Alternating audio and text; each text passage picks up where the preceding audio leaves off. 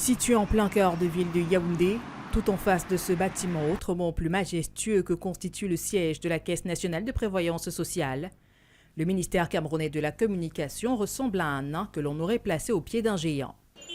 Infrastructure frappée de balafres et de stigmates qui expose crûment la pauvreté de ses origines et de son avenir, au travers de ces lamelles d'écriture qui tombent les unes après les autres, dans une ruine presque cocasse.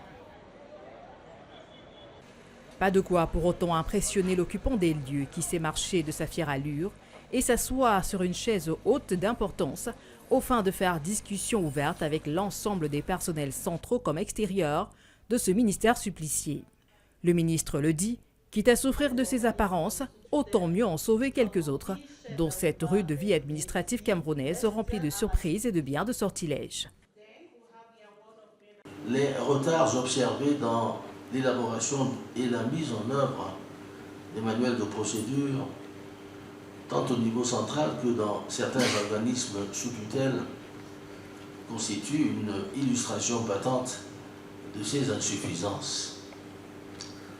À cela j'ajoute l'absence quasi totale des schémas directeurs informatiques, que ce soit au sein de l'administration publique de la communication, services centraux déconcentrés et extérieurs confondus, ou dans la plupart des organismes placés sous la tutelle technique du ministère de la Communication.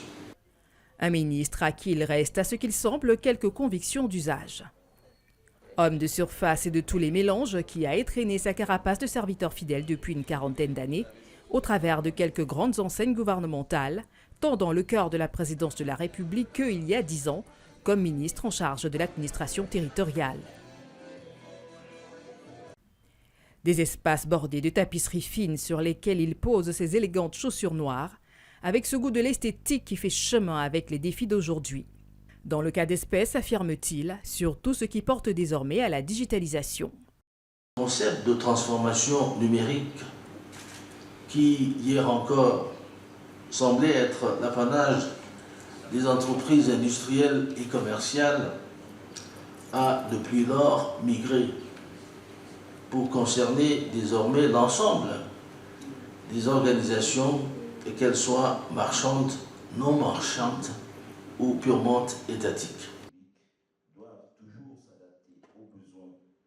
Un ministère à la riche carrière dans un département à la pauvreté consommée. Un ministre qui sait choisir ses mots mais ne semble pas vraiment en avoir derrière la langue pour parler à ses nombreux collaborateurs ici. Des femmes et des hommes à qui il ne reste alors que ses costumes sombres et ses toilettes fines pour se perdre dans les ravages d'une compétition administrative qui ne leur donne aucune chance pour se faire de la lumière à la surface du soleil.